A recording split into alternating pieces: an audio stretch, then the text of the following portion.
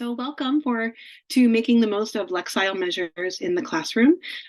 This is the second presentation of this. So if you're back again to do it for a second time, welcome back. And those of you who are just joining us today, welcome. My name is Jacqueline Carabinas, and I work with Demonstrated Success. And we do a wide range of work from coaching, instructional coaching, to data work in schools, to leadership coaching, workshops, everything in between. So a wide range of things. And the Vermont Data Initiative is something that we are closely involved in. Karen Matzo, who was not able to be with us today, but I wanted to keep her on here because she is one of the primary people doing that work through the Vermont AOE. So before we get started, I'll just give you the general information about the Vermont Data Initiative. And this is for all Vermont K-12 educators. And it's a series of learning opportunities provided to you by the AOE and delivered by Demonstrated Success by a variety of people in our organization. And it's all over the place. There are in-person, there are hybrid, and remote options. And I will put the link in the chat for you to check out. And of course, you'll get the slides at the end as well, and you will be able to learn more about that. But this opportunity is available to you through August 2024. So check that out and see what's out there for you. We have a calendar of learning opportunities that has already begun. We are in the midst of a number of things and getting ready for the one-day PLC workshop at various cities around the state, and some upcoming webinars, two-day assessment literacy workshop, and you can also see the information on the courses. And actually, the course just kicked off, but you can still join. So if you're interested in that, just check it out and send us an email if you have some questions. So our goals today are to really build an understanding of the Lexile framework, figure out what it is, how it can support our understanding of texts and readers. We'll also take a look at the tools available to you in the Lexile Hub. These are available free to you as a Vermont educator because of the partnership between the Vermont AOE and Lexile. And we'll think a little bit about how these tools can help you interpret and communicate progress, and make use of these tools as part of your instructional decision-making process. So the Lexile framework, the byline for on the website is matching readers with texts. And I like to include that because it helps, I think it really zeroes in on what the framework intends to do.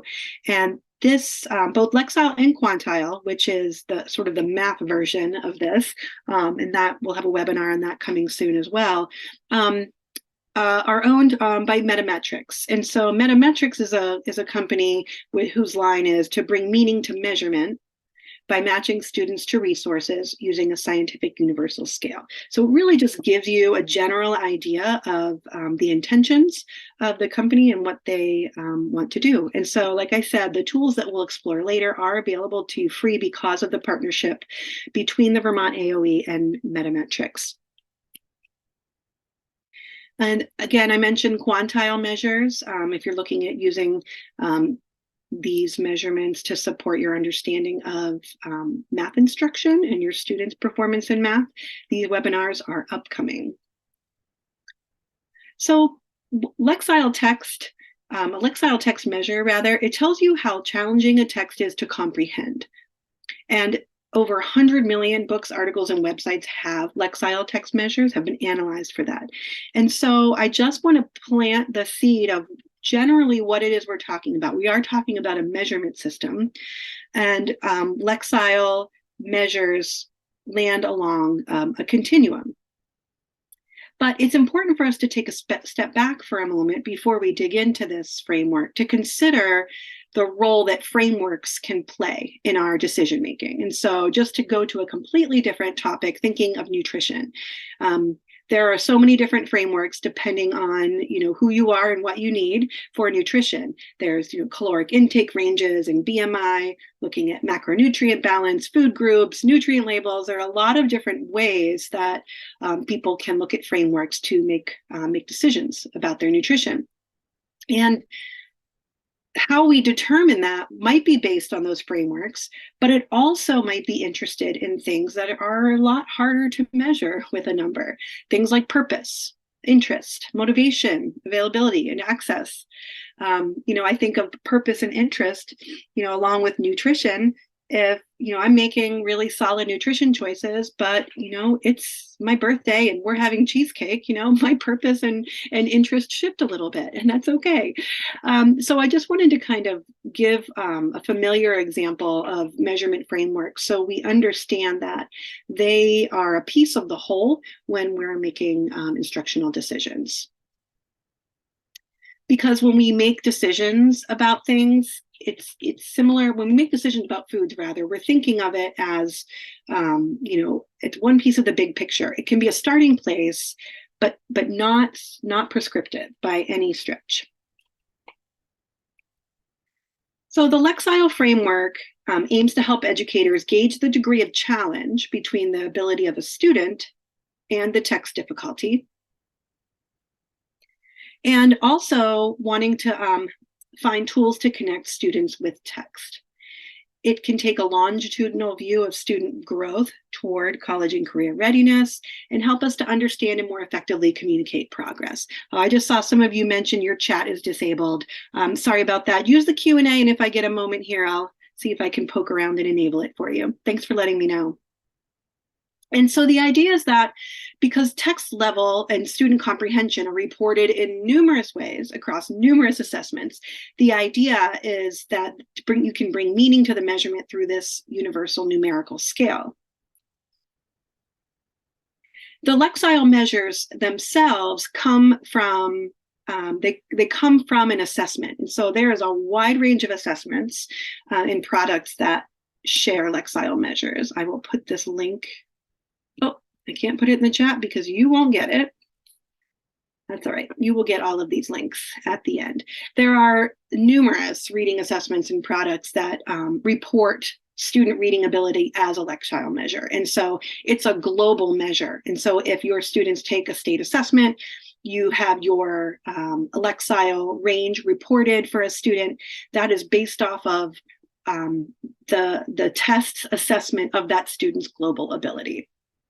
And you can have a Lexile text measure, but you can also have a measure for a student reader. So we'll talk about those in a bit.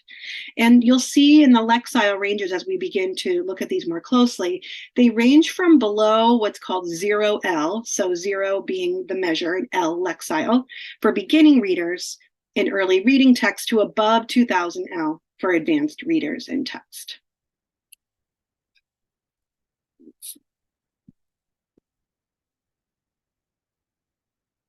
Okay, so I mentioned there was a text measure and a student measure. So the text measure measures the complexity of sentences and vocabulary with the idea that the more complex something is, the more you're holding in your working memory as you read, the more tools you need to understand language. And so it's linking with the potential, it's linking these measures to the potential ability of student readers under a common metric. So a student measure is measuring that global reading comprehension ability, but it does not take into account things it can't see. It's a computer, right? It's coming through AI. So it can't take into account prior knowledge, background knowledge, the developmental appropriateness of content, but it's estimating if a student is ready to comprehend text at a certain level within a certain range. So it's really only looking at that text and what it thinks the reader will be able to do with the text.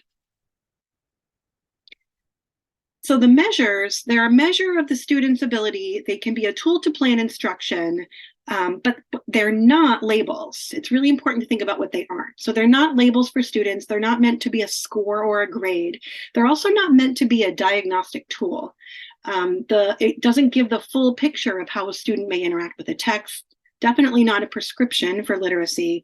And Lexile measures are not representative of the content appropriate for a student. And you're going to see that when we look at some example texts coming up with a wide range of levels. So just like with any framework or any measurement framework, it's important to think about what they are and what they are not so that we use them appropriately.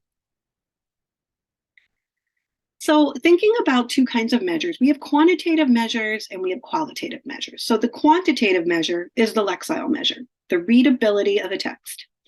Qualitative measures cannot be done by a computer. It has to be done by humans to gauge the text accessibility across the full knowledge of the reader. So this makes teachers extremely important as we are working with readers. Knowing our readers is the most important thing that we can do to make sure that we are helping our students grow as readers. Because of all of these things that a Lexile measure or any other score measure can't tell you the demand for background knowledge. It doesn't tell you, about the text characteristics and how a reader might interact with them. It certainly can't know the interest or motivation that a student may have to interact with a text. So it's important to keep in mind what is really important for humans to still do as we're assessing and getting to know our readers. And one of the things I like to think of with qualitative measurement is that, certainly, the Lexile measure it's assessing, the complexity of the words on the page. But I love this quote from Steph Harvey, a longtime literacy guru. She says, what makes a text complex isn't what's on the page. It's what's not on the page. And I think we've all experienced that certainly there are so many layers of thinking that need to happen to understand a text. And there are so many things impacting the way a reader interacts with a text that often most of the complexity lives out of the words and off the page, and it lives in the thinking and the feeling. So when we begin to look at Lexile measures, you'll see a number, you'll see an L for Lexile, but then you also might see a code. If there's no code, then it's just a standard Lexile. But if it has one of these codes with it, and these codes only go for the book or the text measures, rather, these codes won't appear for student measures produced by an assessment because these are very specifically describing text. So the Lexile codes can help you narrow down some books that have been determined to be better read aloud to a student versus having the student read independently. You will see non-conforming. These are good for high ability readers who still need age-appropriate content and vice versa. So, if you have a 7th grader that's reading at a 10th grade level, we said we have to make some really important decisions about the kinds of content that student would be reading. And conversely, if we have an older student that is still building their reading skills and maybe still reading at a 2nd, 3rd grade level, we still have to take into account their engagement and their interest with reading. And so we need to make sure that we, can find books appropriate for them as well. Which leads us to the next one, the high-low. That's thinking about the content to engage older students who need materials that are less complex. Illustrated guide, it notes these separately because we know that kind of structure in a text is very different than sitting down and reading a full page of text. There's a lot of visual supports, but there's also a lot of various organization and formatting of the page, which can be complex for some students. Graphic novels, if you're measuring the complexity of a graphic novel only by the text, you're missing out. If you've ever sat with a student and who is, really reads graphic novels well, you can hear them tell you all of the things that they are inferring and interpreting and observing in the illustrations. It just blows my mind. There is so much comprehension work that you need to do in a graphic novel that does not come from the text specifically. So it's important to think of those with the level as well. The ones noted with BR, it's the only one, so this is the only one that applies to readers and text, meaning it's showing that it would be for beginning readers because it's below 0L. Now, below 0L would be negative, but it doesn't really feel good to see like a negative number, or it's just not good messaging, right? Having a negative score. So that is where the beginning reader, the BR next to a level, is used, so that when it is below 0, it gets its own measurement below 0, but with the BR versus a negative sign. And then, of course, knowing that poems, plays, songs, all of these things that have, non-standard formats, or, punctuation varies, or there's a lack of punctuation, it's important to be able to identify those with relation to the level as well. So let's take a look at a couple examples.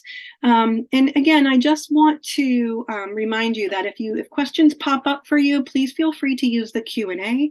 And I'm keeping an eye on those so that if a question comes up for you, I can take a look and help you out. So here are some examples of Lexile levels for texts. And I chose 3 about 150, 160 so that you could see the difference here. So we have a BR 160L, beginning reader. So this is 160 below 0, but we've noted it BR for beginning reader. And I've noted the age range here in the page count, because I want to compare it to, jump all the way to the third one. This is a 150L, age range, similar, 4 to 8, with a page count of 4. So thinking about the beginning reader text, being something that, you might have students, they might be reading together, or they, reading independently may be challenging. And just looking at the difference of what it is when you're, looking to read a text independently versus really beginning to build your reading skills. And look in the middle, it's the same Lexile, but it's specified high-low. I noted specifically the themes in this one. So this is it is a tween book called Fish Boy. The themes in here have to do with, family bonds, courage, being a tween, but it's considered an emergent reader, and it's a chapter book, which is important. So this is something that, even though it's a 160, it's considered for the age range of 11 to 13 because of the content. So this is an example of why we can't just look at the level. We have to understand the full picture of the text and what readers would be right for that text. So here's another example. These are all in the 600 range. AD, the first one for the Queen of Kindergarten, is adult directed. And sometimes things are noted as adult directed if sometimes it has to do with the format of the words on the page. There's a variety of reasons why it could be considered adult directed, but this is one that's considered, okay, 610L, kids will be able to understand this if they're within that age range, or sorry, that Lexile range, but it's better to be read aloud. And then if you look at the next one, this is an age range starting at 14, but again, it's a 600. So this is that high-low code again, making sure that you have high interest texts that would engage, middle readers, high school readers, but still allow them to have success. And then the next one, the Throwing Heat, is a 610L, no codes with it. This is age range 8 to 11. You can see there's a page count. I didn't note it here, but it's also a chapter book.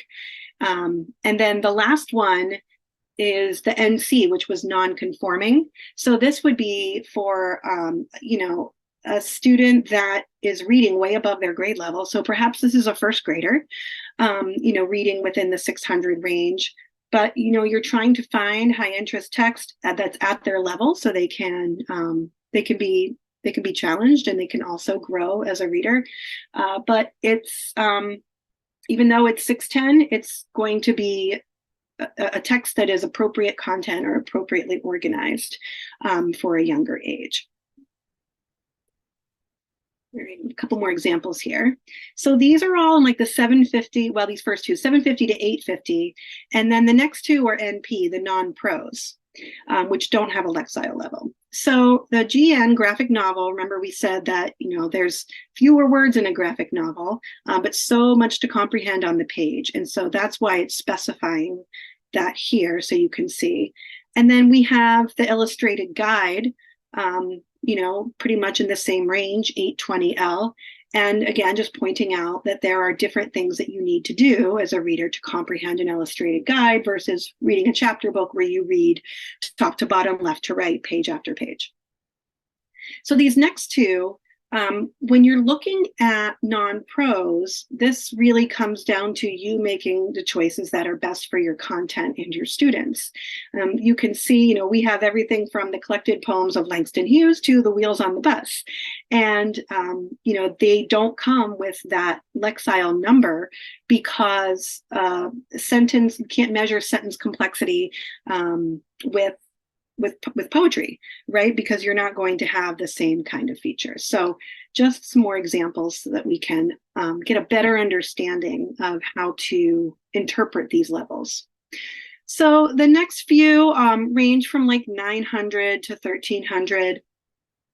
Here are the first two are common books that students read in upper middle school or high school. Things Fall Apart in the Scarlet Letter. I was even thinking, I don't think I have it on here, but I was thinking like The Giver is a really common book that people read in middle school. And that doesn't have a super high Lexile, but the content and the themes can be challenging. And so that's also another element to consider is that, we may, text complexity wise, students may be able to handle it. But when it comes to really grasping the themes and the content, it could be much more challenging. And then looking at this NC, so if someone's interested in reading about Vanessa Hudgens, and you're just curious, what is this? Is the student going to be able to access this text, or are they, only going to be, turning the pictures and looking at captions? And there's nothing wrong with that, of course. But if we want kids to continue to grow as readers, we certainly want to make sure that they have access to texts that help them grow. So you can see, wow, this is a 1040. So if my student's reading at a 400 to 500 within that Lexile range, this may be something they want to have in their book box, but, just to keep an eye on that this isn't the only book that that student is reading because they aren't going to have as much success with the text. And then, of course, I had to include Pooh in the Zoo because how could I not?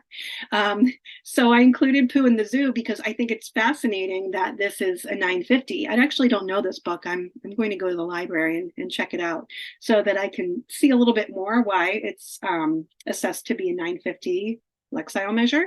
But again, this is considered to be higher than Things Fall Apart, which is so fascinating. It's a really good way to give the example of how you can assess text complexity, what's on the page, but then when you look at what's off the page, how that shifts, how you would use it in the classroom.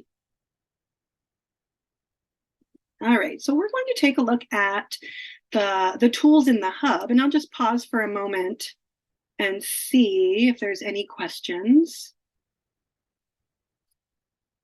All right, I don't see any right now, so I'm going to shift my screen share, so just give me a moment, to the other side, and we're going to go into the hub. So while I pull this up, if you haven't been there before, it's Lexile, it's the hub.lexile.com. And even if you just Google Lexile Hub, it will pop right up for you. There are also links for you right from the Vermont AOE website.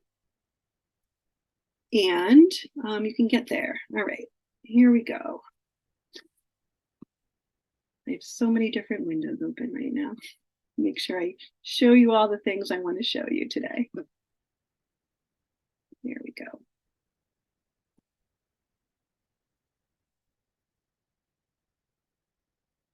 All right, excellent. Okay, so here we are in the Lexile Quantile Hub. And again, you can see up here, it's just hub.lexile.com. Very simple. If you haven't made an account yet, it's super quick.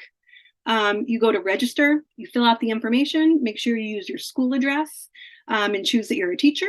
And families can also use it in Vermont if they want to. My sister the other day lives in Ohio and texted me and said, "What's a Lexile measure and how do I find out what that is?" And I said, "Funny you should ask. I can show you where to look."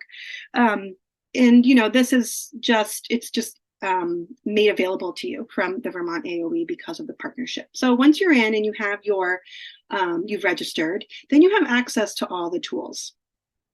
So I'm just going to give you an overview of some of the tools. The best way to learn a tool really is to play with it yourself. So if you're able to do that on your computer right now, you can click along with me, or you can take a look later. First, we'll take a quick look at the K-2 tools. This Find a Good Decodable book is new.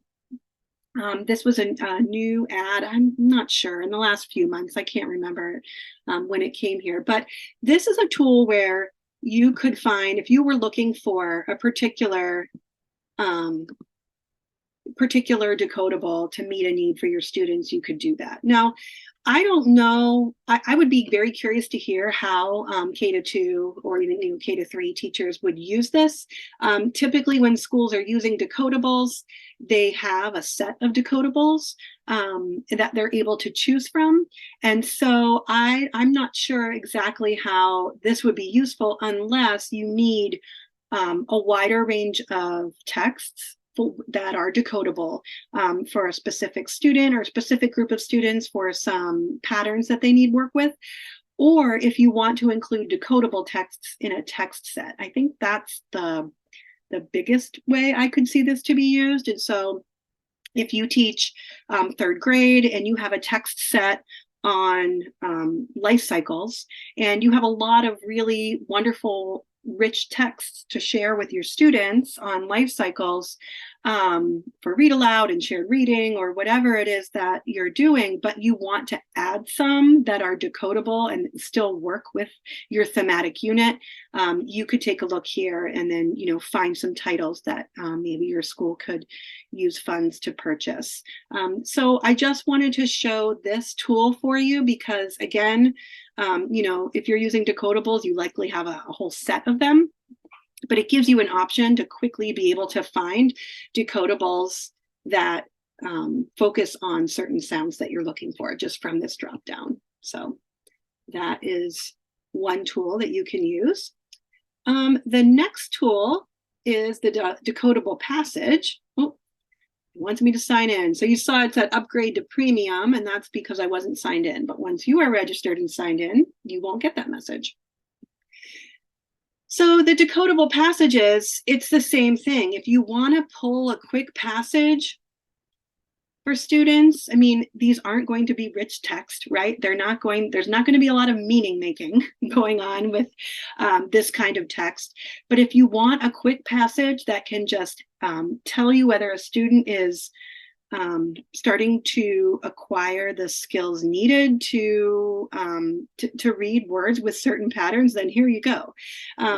And so, there are a couple of comprehension questions here, but again, these are not the kind of text that you're going to use for building language comprehension and helping students understand the use of rich language and building broader skills through comprehension strategies. These would be certainly just to assess your word reading skills.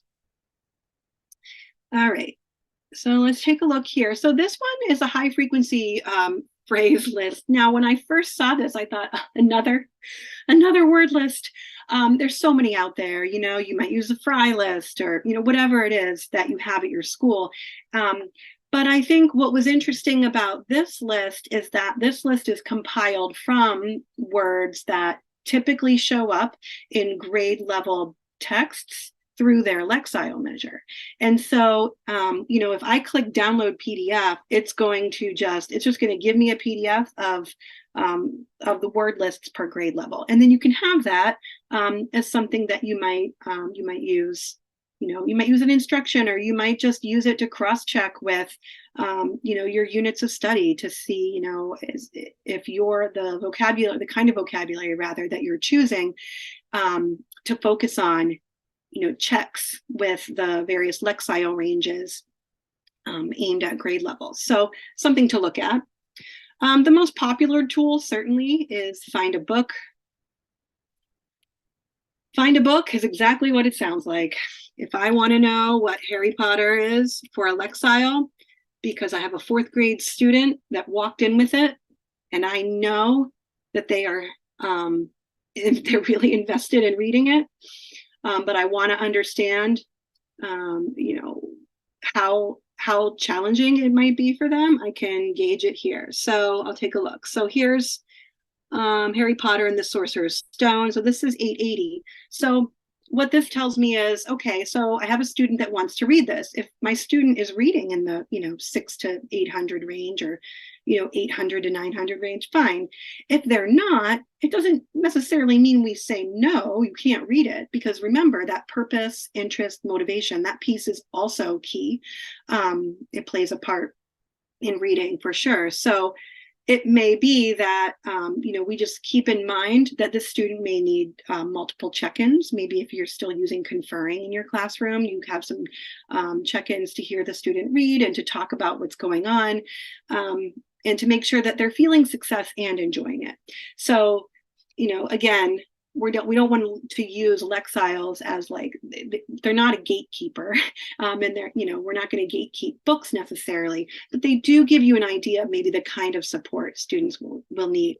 I mean, this is so interesting to me. I'm reading book 7 with my daughter right now, and she's 10, and I'm surprised that it's only 880. I feel like it's so much more complicated than that, and maybe it's just because I'm reading it out loud, which is so much different, I guess, than reading it in my head. But 880 surprises me. You can also filter on the right here from beginning reader, which goes all the way down to 650L, beginning reader, all the way up to 2200. And you can really filter in different ways. Easy, medium, hard, sentence length. Do you want to filter only to illustrated guides or only to graphic novels? The book, I find this to be the tool I always use the most, but really helpful because, depending on the reader that you're trying to find books for, or the purpose that you're finding books for, it gives you a lot of different sort and filter options. You can search by grade. I'll do grade 9. You could do within a range. So, for example, when my sister called and said, here's this Lexile range my daughter got, and she's in 3rd grade, and what do I do with this? And so I showed her, and I said, this just kind of gives you an idea of the text that she likely is able to handle. But then, of course, I gave her all the caveats about, the content and, overarching themes and that kind of thing. So, we talked about being able to really keep track of those as well. And then by interest. So again, there's so many different ways to search the books to figure out what you need, depending on the group of students or what kind of holes you're looking to fill in your classroom library, or if you have like a shared book room of themed texts, and you realize, wow, in 6th grade, we do this whole unit on, birds of prey, but all the books are so hard. Maybe you can look in here and see if you can fill in some of the gaps so that there's a wider range of access for students to be able to read on those thematic units. Okay, let's see where else we're going to go here. So again, play around with it to find a book. Lexile grade level charts, what this does is this helps you sort of customize like a quick reference for you to keep, maybe like in your plan book, or if you're working with small groups, you can kind of select, I'll just show you here. You can select, and you see how when I'm checking, it adds the grade level. So let's say that I'm working with, I want to do a chart that's going to tell me beginning, middle, and end of year gauge for grade 7 Okay, so this is going to give me that information. So this is going to tell me, all right, my grade 7 students who are reading in this range, or, so says the Lexile student measures that have been given to you from a state assessment, thinking about that, where you're headed with them. If they're going to grow as readers, what kinds of texts, and you can look at texts in this grade range, will you want them to be able to access by the end of the year, because we want growth for all of our readers. If you work in small groups across grade levels, you might build a chart that looks like this to print out and kind of keep for yourself as a gauge. And you can even ignore the grade levels, right? If you know that you're really just trying to help a specific group of students make growth. Of course, we all want students to be reading on grade level, but if you really just want to focus on growth, with the eventual goal of getting to grade level, you can use these. And so you can kind of see, okay, I have a student who's reading in this 200 to 300 range, and then check out a book, go take a look at a book that's in the 400, 500, 600 range, and think, okay, if I want to get them to the end of the year and read this kind of book, then you kind of have an idea of what it looks like. I mean, because we can all see the skills that readers need and the things that they need to practice, and we can work on those piece by piece. But sometimes it can be really helpful to see, okay, they're going to gain these skills, but then what does that look like? Like, what is the actual text that they should be able to read successfully with those skills? So again, a tool, right? Just a tool to help us think about setting goals, but also to make sure that we're expecting, we want growth, but that we have reasonable expectations for growth. There are a variety of things that impact a student's ability to grow as a reader. And so with those in mind, you can think, all right, and of course they have the 50th, 90th percentile in here too, of what you're aiming for. So it gives you a wide range.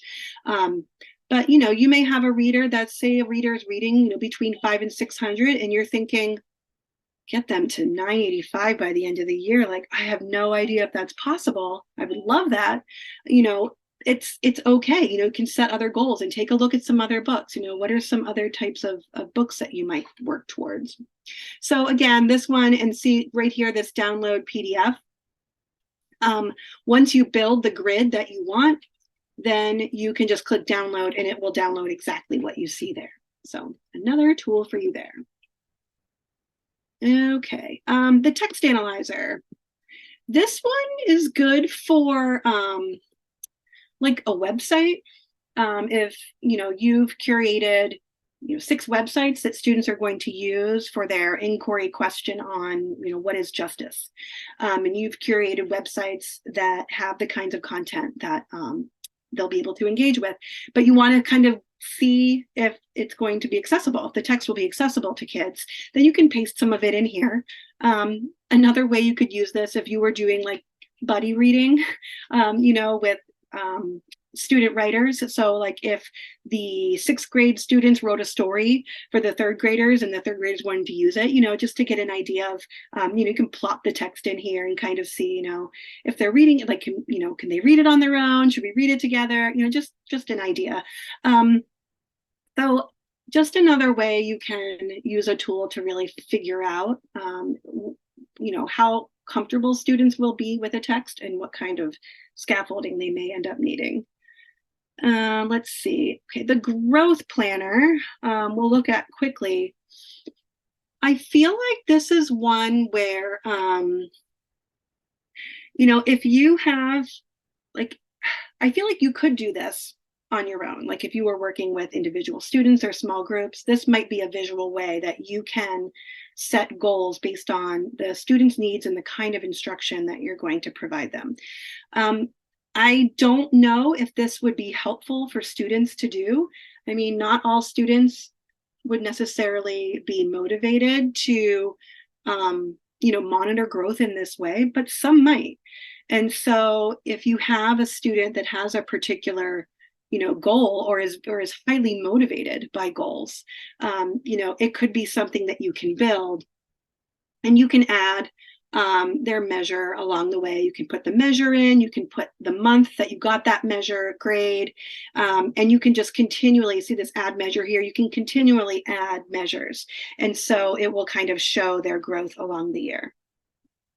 So just another possible tool for you to use if you really want to visualize goal setting and that growth. The Lexile Career Database, this is another one that I think has just a very like specific use. I think, you can search, it says you can search a field and then, career. So let's just say I'm going to do, I think last time I did accounting, let's do finance. And we'll say, all right, we're going to be an actuary.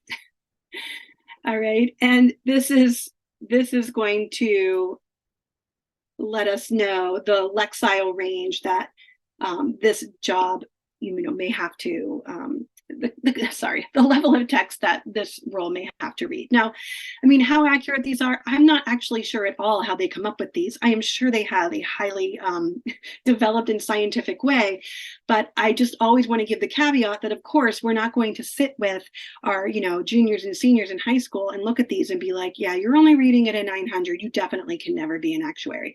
That's absolutely not what we want, but it does kind of help us with a gauge. If we have, say, a highly motivated student who is struggling but really wants to work hard, and they have wanted to be, they really want to be in, I don't know, let's pick a good one. Law, manufacturing, let's say marketing. Like this is what they want. They want to be in marketing. They want it so badly. They want to be able to, go to college and all of those things. Then you might be able to look and see, and some students might be motivated by that goal or to feel a level of success that they could be successful in that job. I'm not really sure. I haven't met anyone who's used this tool, and I certainly haven't, but again, just showing you. And if anyone does use this tool successfully, send me an email. I'd be really curious to hear about the conversation that you have with the student. And again, word lists, we had the high frequency word list already, and everyone loves a good word list.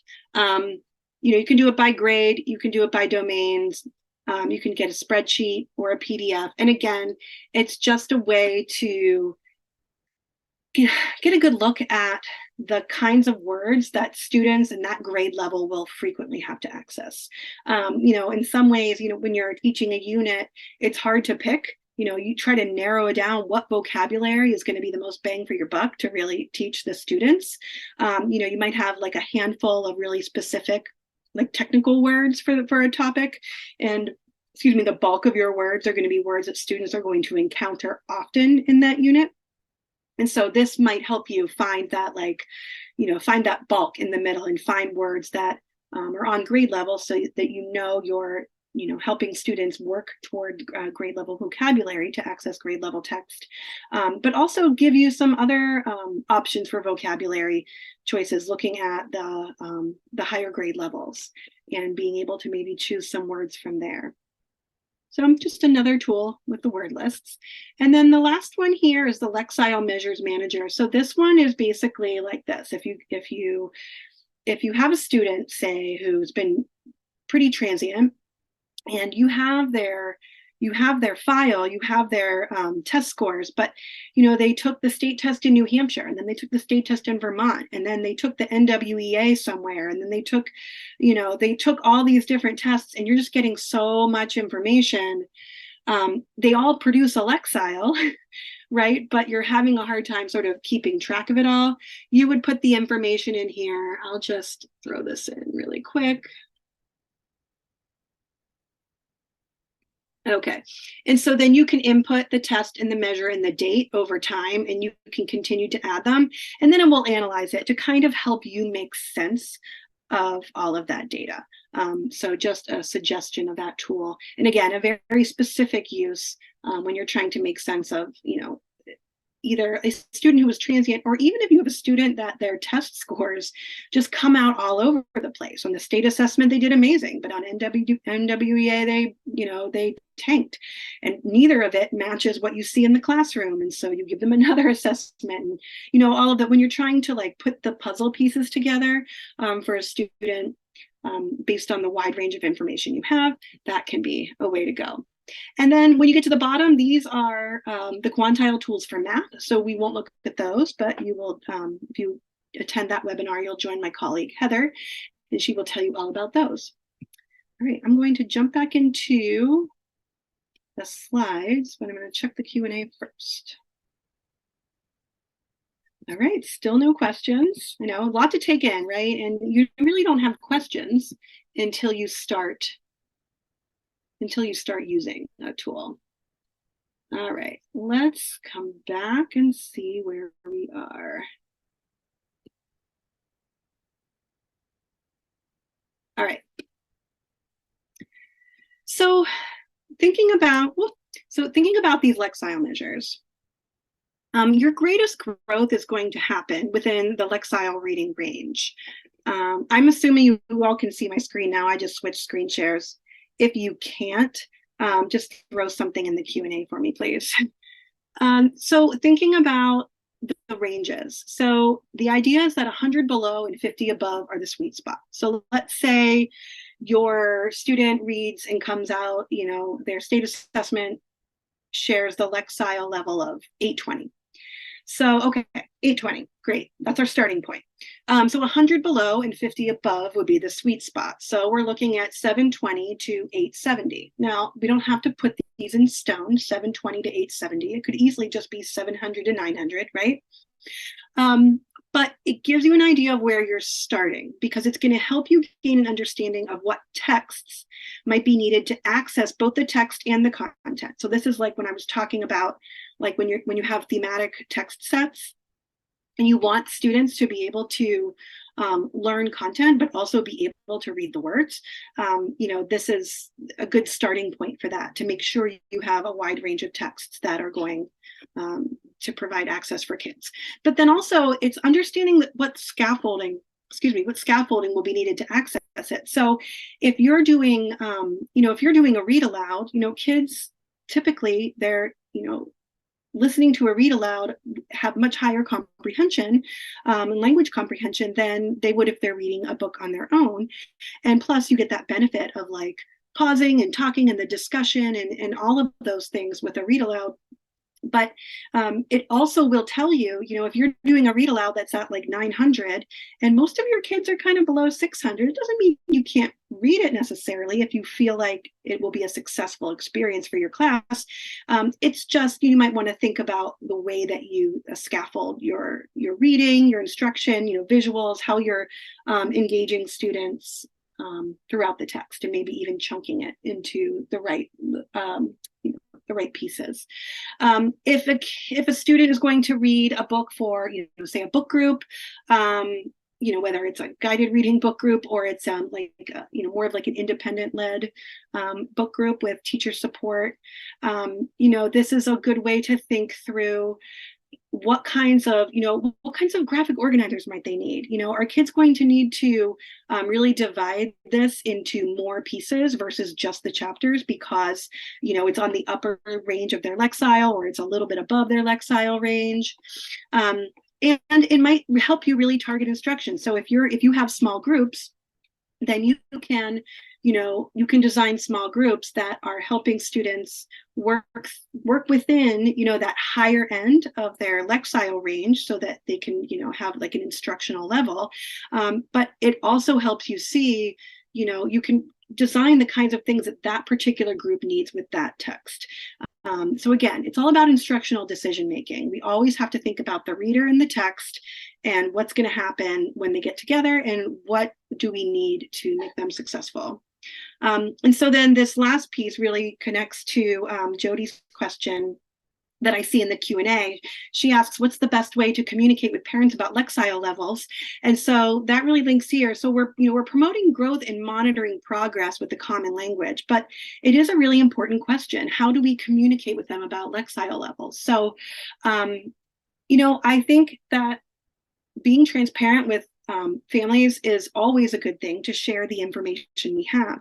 I think it's also really important that we share information with the context and caveats. Sometimes, and as a parent, I feel like I can really see this now. As an educator, if I look at a score, a test score that my daughter receives, I understand. I know what goes into that. I understand the assessment. I know the big picture. I know what else the adults in the school are doing to understand my child as a reader. I understand the format of this particular assessment compared to, another assessment that they'll take, toward the end of the year. I understand that big picture, and that's all of you too, right? But we have to remember that various parents and caregivers, they're not going to have that context. So always sharing with the idea of that this is a starting point. It gives us range, that it's information. And so that this is used in conjunction with observation and other assessments you might use, just painting the whole picture so that parents understand with every communication you provide them about assessment that it is a snapshot of the student as a whole. And I think specifically to Lexile ranges, it's important for parents to know that books have a Lexile measure and students are given the Lexile measure, but that is not always, they don't always mean the same thing. Like we talked about earlier, that content and context, purpose, interest, motivation, developmental appropriateness, all of those things still matter. So I would say if you're sharing Lexile ranges with families, work together with your administrators and a team to maybe find I don't want to say a protocol, but figure out what your messaging is around assessments in general so that it matches, so that we're not sending the message that, this assessment tells us everything and this assessment only tells us a little bit. Like they all tell us a snapshot in time.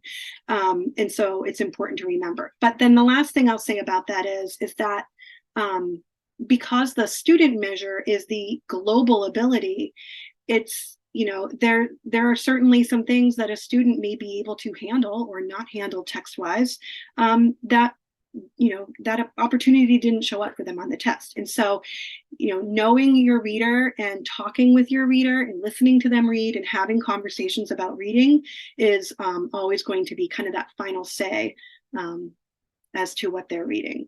And then, of course, I would never communicate these like on a report card, because then it would send the message that, that it's being used for assessment. And, I wouldn't communicate them as a rule either, communicate it as a gauge. And I know I think Scholastic, even in the book orders, right? I think they list Lexile ranges. And so I've told parents or caregivers, just look, you can look at the range just to kind of have a general idea, if something's going to be way too hard, or if your student is only ever picking things at 500, 600, but, over and over, they've measured and shown they can read between 800 and 900. That means that there's something going on there. There's a reason why they're not accessing texts at their level. It could be interest or motivation. So that was a really long-winded answer, but I feel like it's always really important to share assessment and context. And yes, you will definitely get access to these slides. I will, whenever you get a follow-up email after the fact, you will get them. All right, we just have a few minutes left. So, we already did this. So I'm not going to go through all of these, but I'm just going to, I'll just do this first one. So I want to think about sample usage scenarios, right? So remember I said that the Lexile Hub, they're tools, and they are tools that will help us in our instructional decision-making. And instructional decision-making is it's this multi-layered thing that we do as teachers, right? There are so many things going into it. And so let's just say I teach fourth grade, I have 20 students. We're exploring how do people work together in community. I want to make sure that students have a wide range of texts that they can access. I want to keep in mind that I have some students who are acquiring English. And I know that only based on assessments, and my observation, only about half of the students are reading at a fourth grade level. So I have this information in mind. And so I might use some of the tools to begin to plan for instruction. So I might generate a themed word list of grade level words so that we can begin building the vocabulary needed for fourth grade for that specific unit. I will probably use this. I can use the Lexile search the book finder rather, to help me gauge the books that will probably be best for like reading aloud or shared reading. I mean, this is in all grade levels too. I know that a lot of times like reading aloud and shared reading tends to fade away in middle school and as kids get older. But when we have texts that are just right for what we're doing, content or skill wise, sometimes reading aloud or shared reading at that highest level of the range is a good way to go. So we also, I decided I want to listen to guest speakers and view short videos, no Lexile required. Or I might generate, some more word lists. I might use the tools to choose a grade level text for, heterogeneous grouping, with the idea that I'm going to have to provide various scaffolds so that all of the students can access the grade level text. I might form a homogeneous group, and I might use the Lexile grade level charts to set goals and plan my instruction accordingly. And, like I showed, when you can build that chart, you can think, all right, this is what a book looks like at the end of the range that maybe they can get to by the end of the year. Here's what the book looks like that we're reading now, and that can really give you like something concrete, I guess, to hold on to.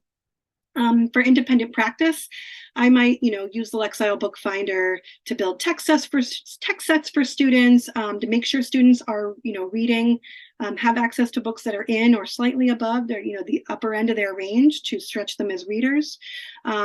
But I'm also going to make sure that I am still conferring with students one-on-one, or, if I am a middle school teacher and I have multiple classes, that I have opportunities frequently where I'm listening to students read and I'm in conversation with readers, so that I can see if the choices that I'm making based on Lexile ranges do in fact match what students need.